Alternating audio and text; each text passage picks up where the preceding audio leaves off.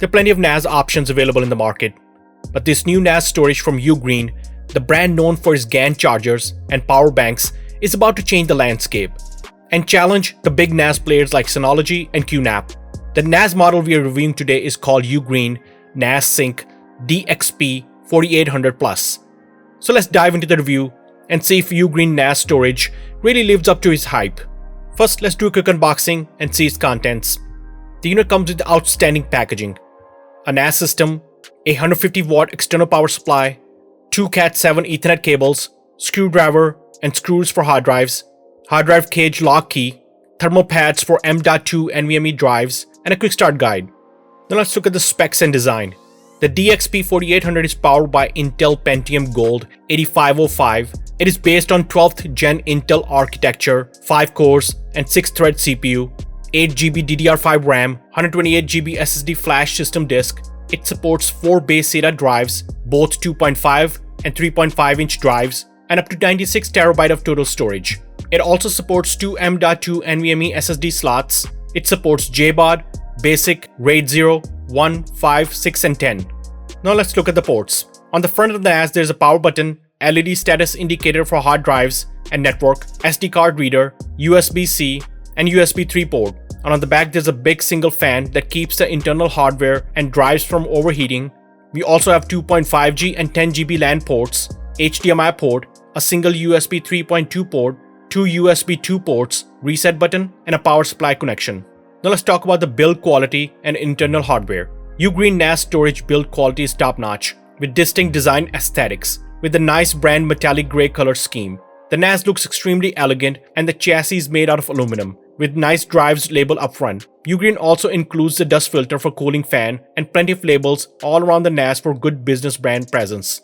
The NAS comes with 8GB DDR5 RAM standard, but if you open the RAM compartment, which is under the NAS, it allows you to access both RAM DIMM slots, and you can install up to 32GB RAM DIMMs in each slot, with maximum up to 64GB total RAM. Here you also have access to both M.2 NVMe SSD slots, which are PCIe 4x4 capable. This will be the best in the industry, and we are hoping it will show in the performance test. The DXP4800 Plus can support both 2.5-inch hard drives and 3.5-inch hard drives. For this test setup, we're using a pair of 2.5-inch Samsung SSD and a pair of Western Digital NAS drives. The NAS supports quick release install hard drive option. The DXP4800 Plus has 4 drive bays. The cool mechanism that uses a lever to extend the height of the drive tray, allowing you to easily install the hard drives. But if you're installing a 2.5-inch SSD, you have to remove the side grommet using the provided HD cage key. Then align the drive with the mounting holes and make sure it is secure with the included mounting screws. So let's do some NAS performance and file transfer speed test. In the first test, we are going to do a file transfer read and write test, and also we will play a 4K video file from our Ugreen NAS server to see how its CPU and GPU handle 4K media streaming. So let's get started. I have our 10GB network server connected to Ugreen NAS using 10GB Ethernet port, and have created a shared folder on our Ugreen NAS Volume 1, which is 2.5-inch SSD based volume, which I can access from my file explorer on the computer. We're going to transfer 6GB of ISO file to test the Ugreen NAS read and write speed performance. The first test is the write speed test, and we are transferring the file from server to the NAS. So let's get started. As you can see, we're getting close to 900 plus megabytes per second transfer speed, which is basically the full 10 gig network speed. This is amazing result. Great start. And as you can see, it hardly affected the NAS CPU and RAM utilization. Now the second test is a read test. We're going to transfer the same 6GB file from NAS to the server. And as you can see, we're getting above 900 megabytes per second of transfer speed.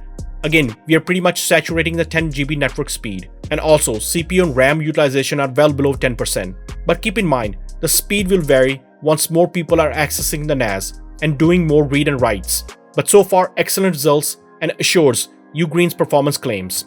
Now for the next test, we're going to use a second hard drive volume we created on Ugreen NAS, which is based on 3.5-inch Western Digital NAS drives, and also being optimized with M.2 NVMe SSD to serve as a caching drives. We will transfer the same 6GB file from server to the NAS to see the write performance results. And as you can see, we are hitting above 900 megabytes per second write speeds, which is excellent considering 3.5-inch hard drives are SATA and alone can't achieve these write speeds over 10GB network. So clearly, M.2 SSD caching is doing the heavy lifting and providing amazing performance results. In the next test, we use the same 6GB file to do the read speed test from NAS to the server. And again, we are hitting well above 900 megabytes per second read speed over 10 GB network connection.